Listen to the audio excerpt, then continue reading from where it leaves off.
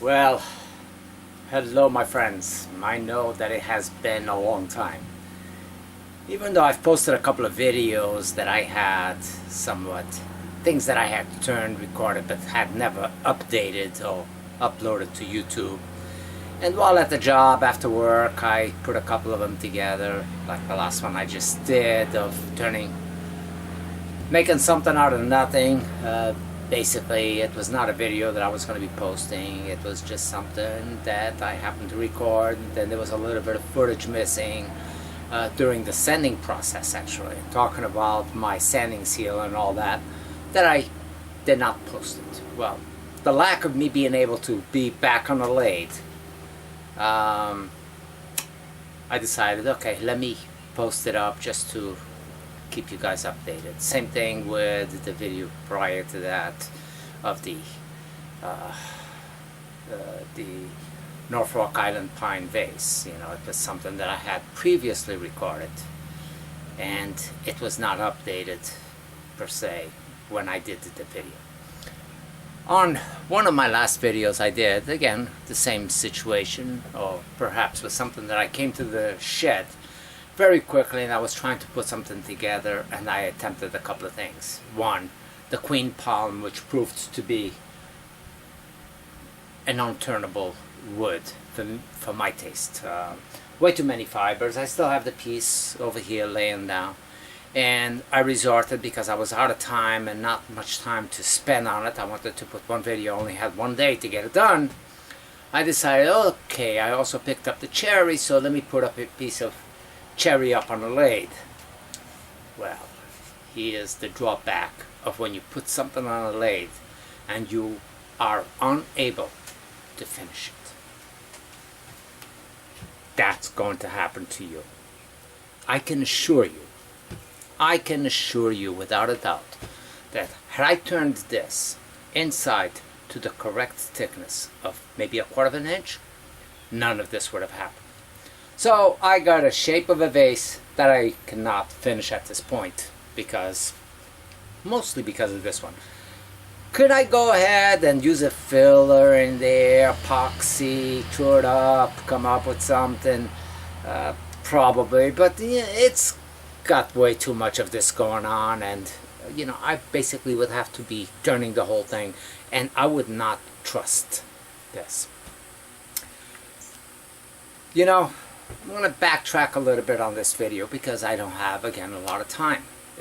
I'm here today, going to my baby daughter's wedding tomorrow, flying out to Idaho, then coming back next week just to get back in another plane and fly back out to California to go finish up the job that I've been on for the last 4 weeks.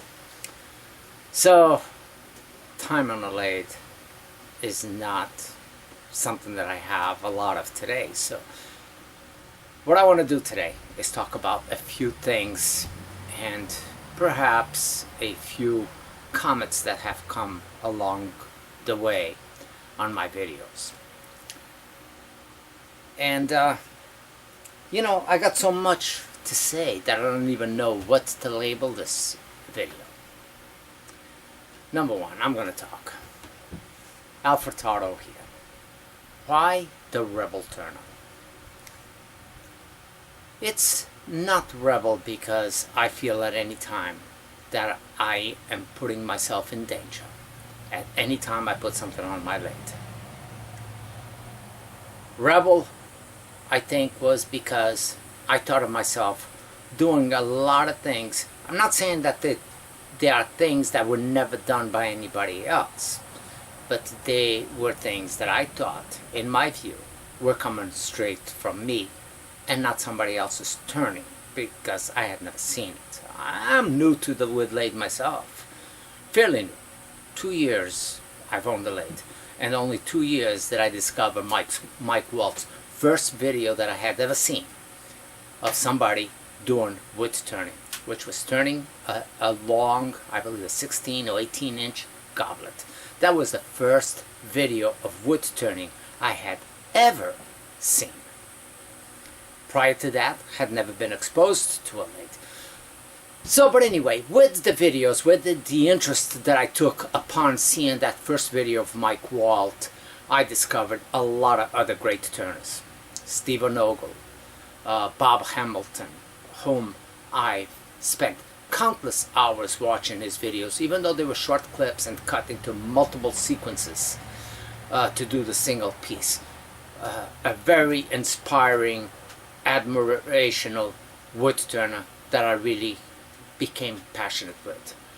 I think I said Stephen Ogle, who took Bob Hamilton's concept, ideas of turning, and just went in a slightly different direction, a much likable direction. And he's been a huge inspiration of mine. But the reason for Reble, I was on a job site and talking to the project manager for the construction company that I was doing the job for. Not my office, but their office, the client. I was talking about my wood turning channel, and and that I thought of myself sometimes as a rebel. And the reason why I thought of myself as a rebel is because I was doing things not necessarily what somebody else was doing. How long it takes to put a faceplate on and using the proper screws. Never drywall screws. Even though you've never seen me putting something on a faceplate. I don't think I've ever turned anything on a faceplate. It's always been between centers. But all these precautions that people go through extensive time showing you how to be safe on your lathe, and none of those things are things that I'm ignoring. I just go a different way around it. So you'll see me mounting a log onto my lathe, and you guys comment, "Oh my God, you got of steel," or "Wow, you're super brave." You know something? I don't think I am either of those. I don't think of myself as brave or braver than the next guy or anything like that. I do have advantages that some of you might not have. And maybe I don't talk about those advantages. When I put a log on my lathe and it's really off balance, well, one thing that I have as of late, I don't know how long, maybe 8 months, maybe even longer than that, because I did put a reduction camshaft on my Atlas way back to reduce the speed of my lathe of 620 RPMs, reduce it in half. So automatically that gave my bottom speed of my lathe at 300 RPMs. And I know some of you, not all of you, but some of you might not have that option on your lathe. And if you put in something that's off balance at 600 or 700 RPM, I probably would not be doing the things that I do if that was my slowest speed. So speed, if there's anything you can do to lower your low end speed of your lathe, it will allow you to do things more in the way that I do things. But when I put something in there and you see me throwing a log on and the lathe is really off balance, safety is still on my mind. I mean, it's huge on my mind. I'm not going to tell you that safety is on my mind, because if that thing flies off, it's going to hit me on the forehead. At 300 RPMs, if it falls off, it's going to hit me on the shins, or my toes, or maybe hit my knuckles in between. But at those speeds, I feel very, very, very safe at everything that I'm doing on my lathe. The time that I feel that I'm putting myself more in danger is when the thing is actually well balanced and I'm able to increase the speed up to 1000 RPMs, 1200 RPMs. At that speed and at that time, if a chip comes off or something like that, yes, at that velocity and something breaks off, it can hit me on the face. So, I take the precautions. I do take the precautions, even though I don't show it, because I'm never going to be the one who's going to stand in front of the camera and show you that purposely that I'm doing this for my protection. Forget the face, the breathing apparatus. I cannot wear that. I can't breathe. I gag. So I have it, but I cannot wear it. I'm thinking maybe upgrading my face shield to one that has perfect protection and fresh air coming from the back. See if that's going to do it for me, because I don't want to be putting my health in danger either. Not only the fact of things flying off, but health. Health creeps up on you. Not something that like, oh my God, I was fine yesterday and today I can't breathe because I did that. It creeps up on you and you start feeling it on long terms. So, again, I apologize. This video, I don't even know which direction to go. We talk about the Reble Turner. Oh, but back to why the Reble Turner. I was telling the guy this, and the project manager for the store that I was building is like, oh my God, that would be such an awesome name. So I put Furtado, the Reble Turner. Rebel, not because the things that I do, oh my God, like no respectable wood turner would do that. And I feel some of you might feel that I'm a little bit over the edge, and I'm not going to argue with that. You know, some of you might look at it as being such, and if that's what you think, that is fine. It's fine to think so. I'm just telling you, I don't feel, in my case, that that's what's the thing. Now, I want to touch upon a couple of comments that I've had that might be a little fresh on my mind. Last video you guys saw, sorry for the mess, but they've been here 4 weeks, I haven't looked at them. I was turning this little piece out of nothing, what I made from that art piece, and I had this extremely dusty, and I apologize. And I was showing what I did on the sanding. And I had a comment from one of you viewers saying, now every time I try a square edge, I always end up with one edge thicker than another, or a piece blowing off on me. I can never get square edge pieces to be uniform all the way around. So I'm going to spend a little bit of time with this one piece already turned, because it doesn't matter if it's turned or not. I will talk about how to get there. Number one is you need to find, not guess, but find perfect center of the, when you're working with a square.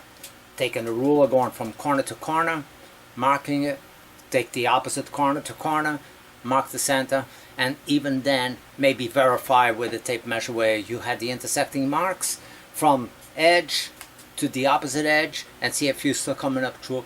You need a good true center. You don't see me guessing. You see me guessing on a lot of bowls or vases that I'm looking more for design than I am for the balance. I purposely sometimes will take something off balance because there's a look that I'm looking for, and not be too what's the term? Too centered, okay, for the lack of better words, asymmetric, I believe, with the piece. So I will offset it because I want that wing to be up, or I want that valley to go deeper, or whatever the case is. Not because I can't find the middle, but because I'm looking for something aesthetic. Taking something square, all right? I'm going to grab a square piece of wood that I'm sure that I have. Okay. Far from being square, because it's more like diamond shaped than it is square. But if I wanted to find out what the center of this piece was,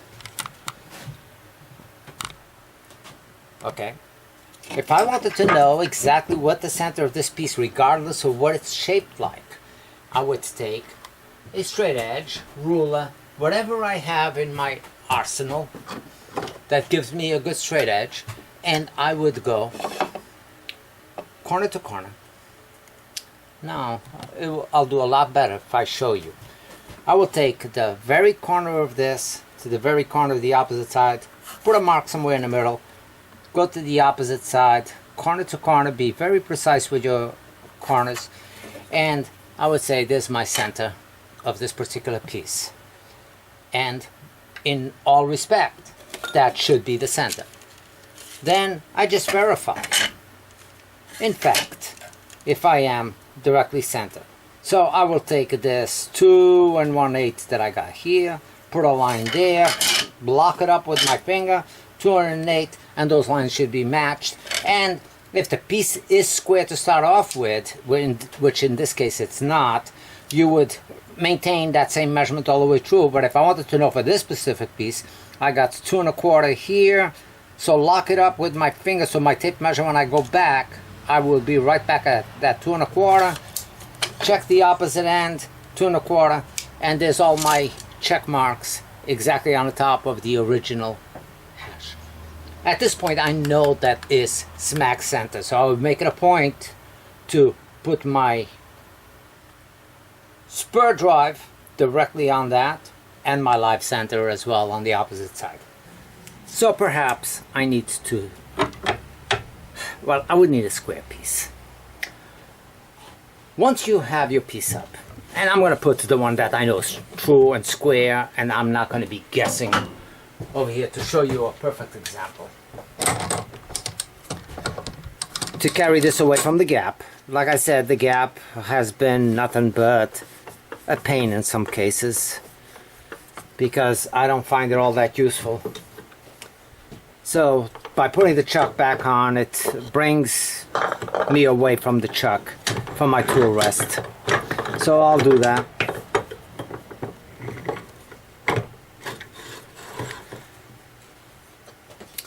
Okay, so doing this, I hate to put a mark in there as well. Let me see how I do with this one.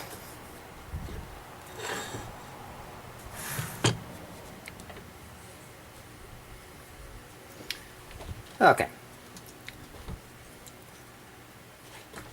So let's say I was just starting with this piece and it was still in the rough of the turning.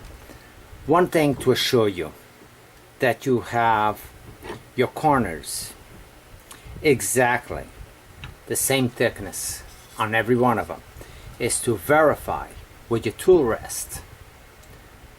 Put a pencil mark where they intersect. Okay, right there. You can do front and back, whichever way, and then you would turn it and make sure that every one of those would be off. If I was to do this right now, this turning, I would lose those other 3 tips before I even hit this one. So it would be very important to do this a few times until you come up where all the pieces hit in exactly the same point. Once you have that, and it doesn't take that long, it's only taken me longer because of the setup and the fact that it's already something turned and I'm just roughing it right now rather than actually working off a real center and all that stuff.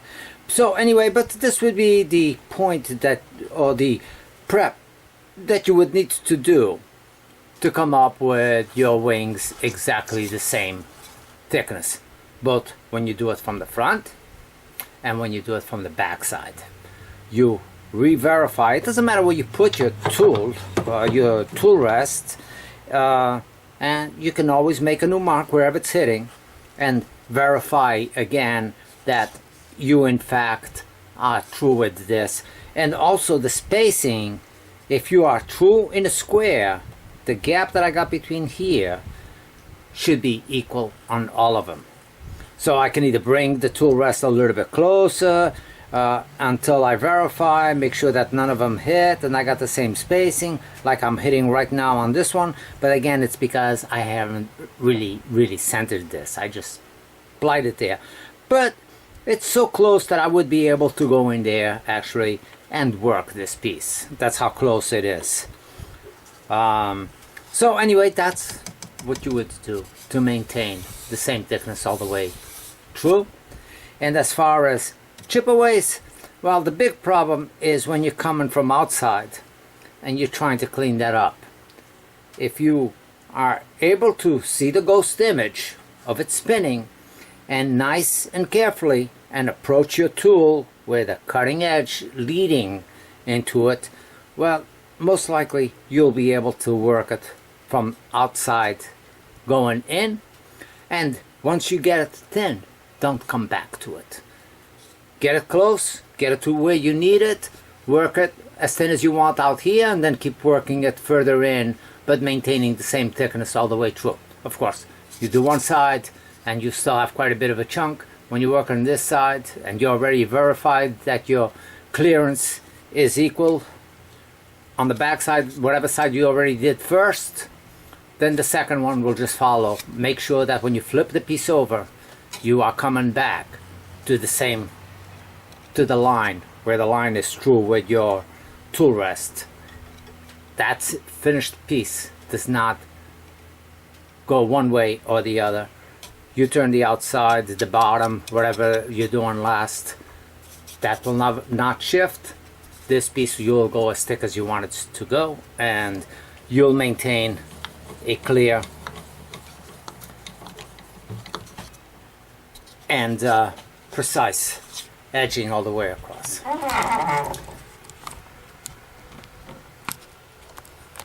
Well, I think this is a point that I wanted to make, and I apologize, it's not a wood turning. I don't have enough time to make the lids that I promised for this, or for the other one for that matter, or a base for it.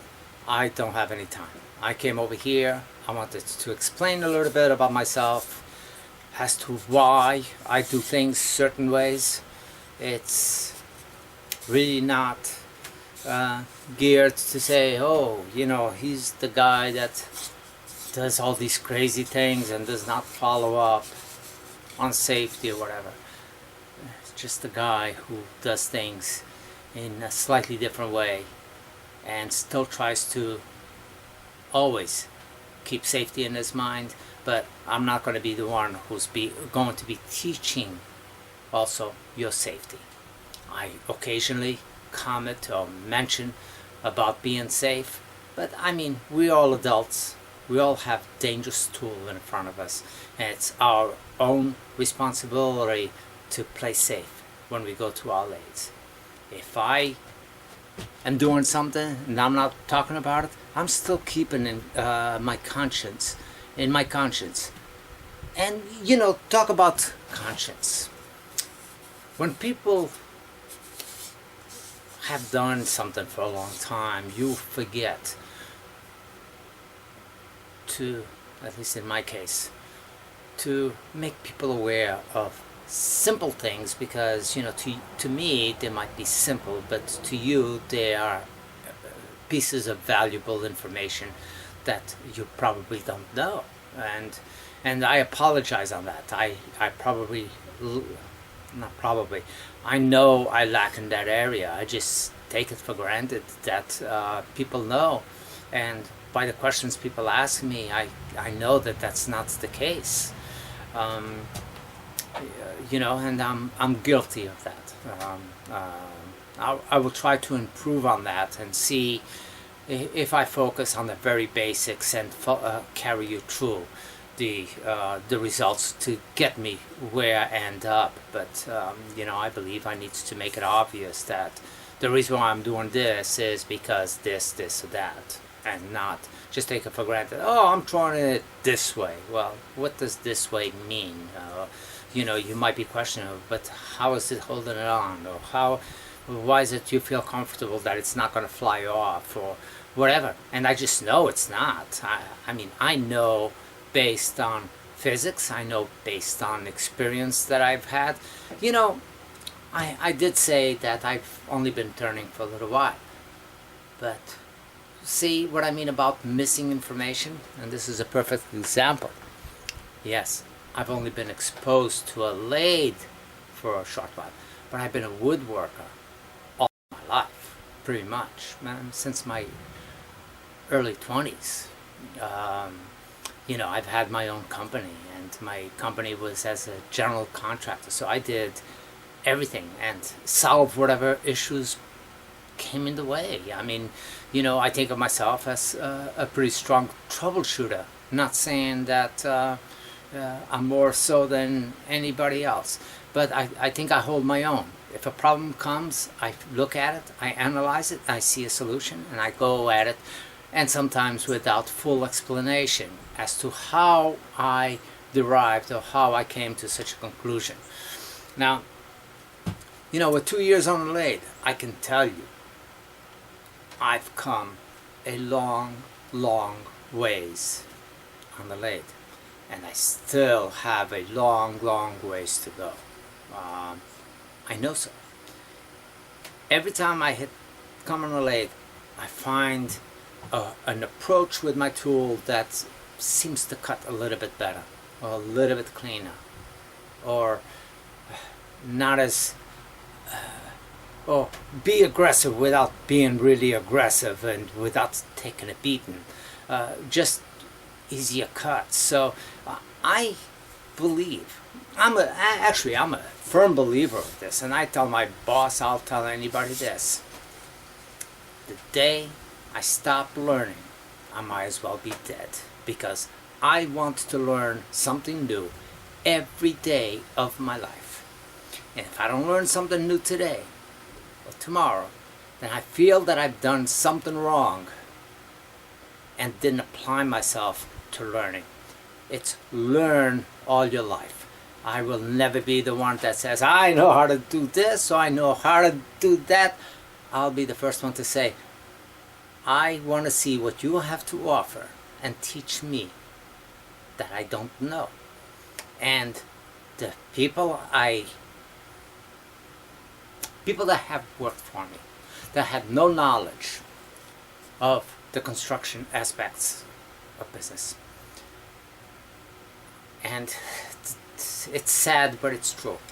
If I got somebody who came over and said, I know how to do this, I know how to do that, I know how to do this, oh, I don't need somebody to teach me that. Those were the worst employees that I could possibly get from my business, because they were lock set and not willing to learn. If I got somebody that said, hey, how do you do this? And I showed them, and they came back to me and says, hey, Al, I found that this works, is that okay? Those were the keepers. Those were the people who are already using their head on figuring out their own style of getting things done, are willing to learn, don't think they know everything better than everybody else, and will also be teaching me, or teaching you, in the long term, in the process, because they will pull things that are so simple at times that you didn't even think of it. It's a weird way of me thinking, but that's how I am. If I have information, I've been considered to be a sharer of information. I don't hold on to have a deck full of trumps, of cards in my pocket that I could use for my own benefit. If I knew something, I'd be the first one to go teach you, to try it, to see, to analyze it, to see how it worked for you, and to see if it was as good as what I thought it, or what I think it's going to be. And that's me. That's who I am. That's what I bring to the table. Maybe that's what I bring a little bit of to the wood turning community. It's the passion, the desire to not only show, but grow is the key. To grow with us. You take a little bit from me. I don't want you to take what I'm teaching as any type of a Bible. I want you to perhaps take a little bit from me, a little bit from Mike Walt, Yuval, Carl Jacobson, whoever you watch that are in your circle of wood turners that you like. And that's what I do. I can tell you, probably if you've seen a lot of my videos, you see I do a lot of vases. I'll tell you, the biggest inspiration for my vases had to be Reble the wood turner. I developed my signature vase, if I'm going to call it that. I shouldn't even call it that. But I established some of my winged vases by accident, because I was trying to think, when I would come to the shed, how did Reble the wood turner do his vase? And I came about, and it's like, oh my God, it's far from being Robbie's wood turner, but this worked out beautiful. This is a nice style of a vase. Had I seen other people doing it at the time? No, I'll be honest, I didn't. And it's not saying that it wasn't done. I'm just saying that I didn't venture too far out into the circle of wood turners that I watched. And out of the wood turners that I watched, the one that that I had seen turn some amazing vases that really intrigued me and got me to my own style was Robbie. He was doing a lot of natural edge side cut pieces, I think, that I wasn't sure exactly how he was getting those pieces, and I started doing end grain and coming up with these amazing designs, and it's like, that's more what I'm looking for.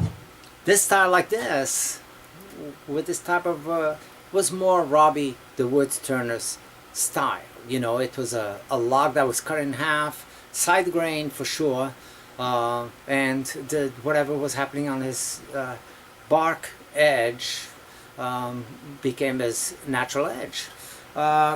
So, you know, you venture, and venturing is watch someone and go to your shed and venture away from the idea a little bit. Develop, because we all have our own visions that we see, sometimes stronger than others. And mine's are kind of lockset, and I wish I would develop from this area that I'm kind of stuck in and stand with one almost style per se, because we all envision things slightly different. You might be more partial to bellies, you might be more partial to little intricate designs, so I like simplicity, but that doesn't mean my pieces are any better or worse than anybody else's because mine are simple and his are fancy. It's different likings, different styles. So but you know, I get ideas from my own turnings. I will be turning something and I'm visualizing what's going on as I'm turning, because I'm always looking what's developing out of the tool.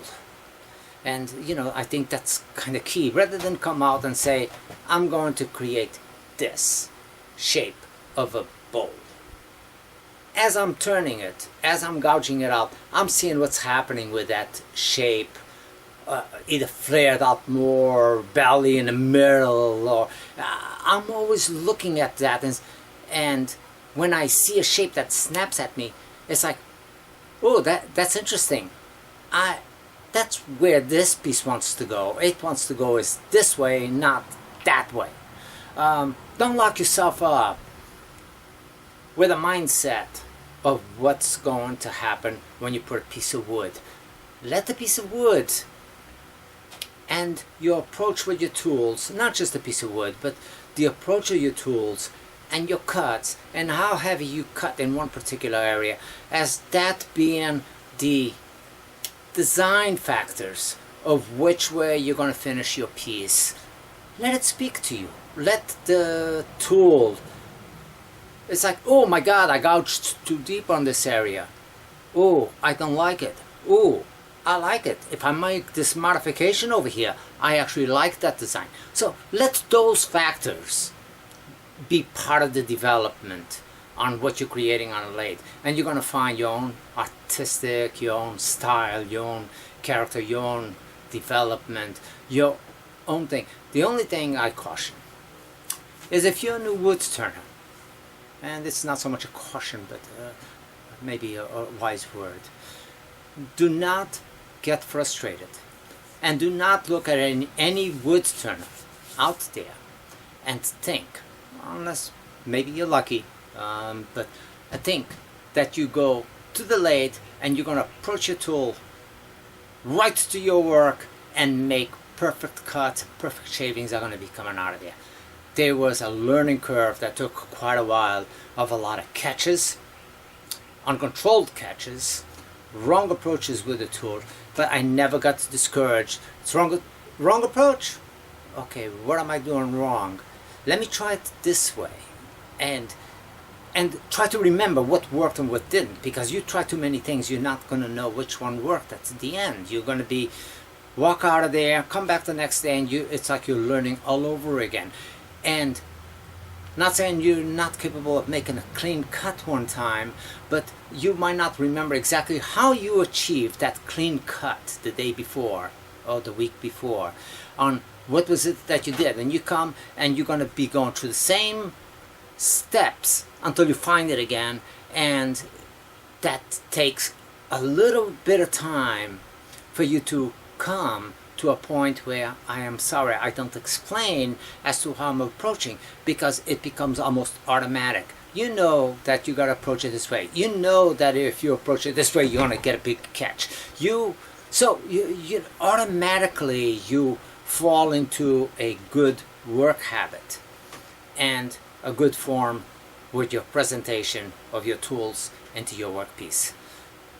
And that takes a little while. That does not come. So if you're a new wood turner, I urge you, do not get discouraged. Do not be overly aggressive. Take it slow. Approach little bites at a time with your tool.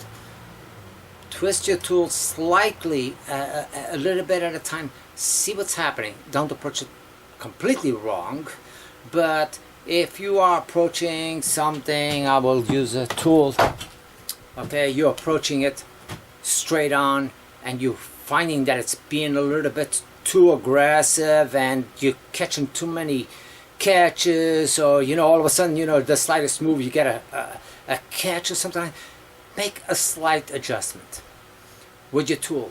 Rotate it to the side that it's catching on. So if it's catching on this back edge, for instance, and the tool wants to do this and kick back at you, well, you're hitting it too aggressive with the cutting edge.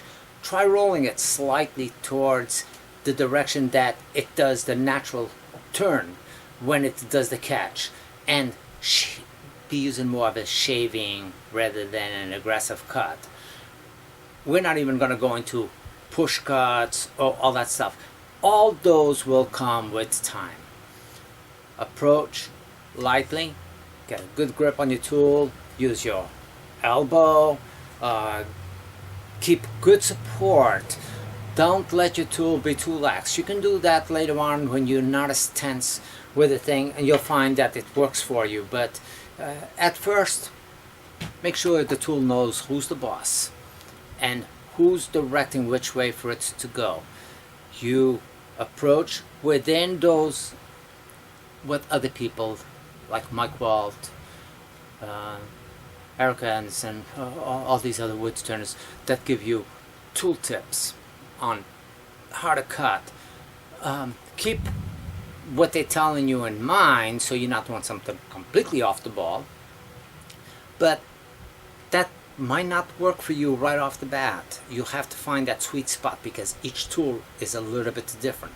So try with the approach that they recommend, and from that approach make small adjustments until you find what works with your tool, your angle, and your lathe and your personality, and work with that, because what we give you is basic guides, not sure things that if it works for me, it's going to work for you.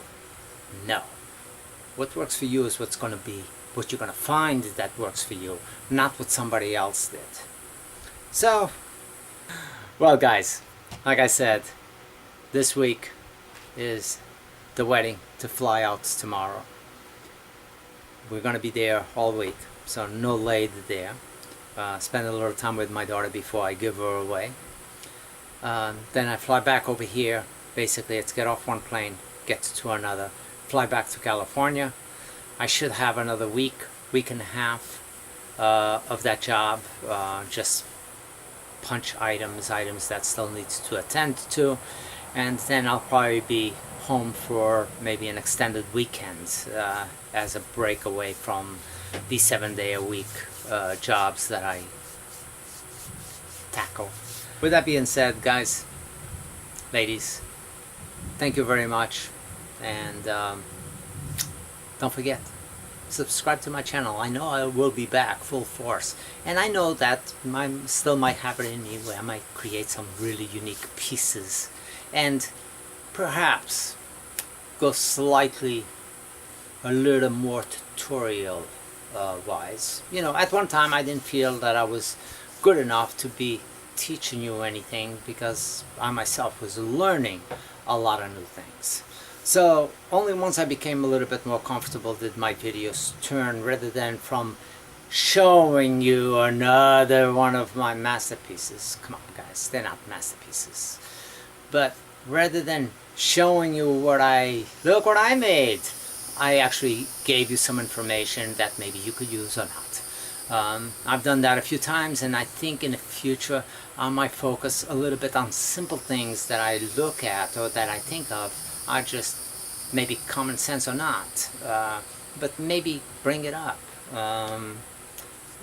You know, so those are maybe important factors that you as a learner, as a student, as an admirer to my works, which I thank you,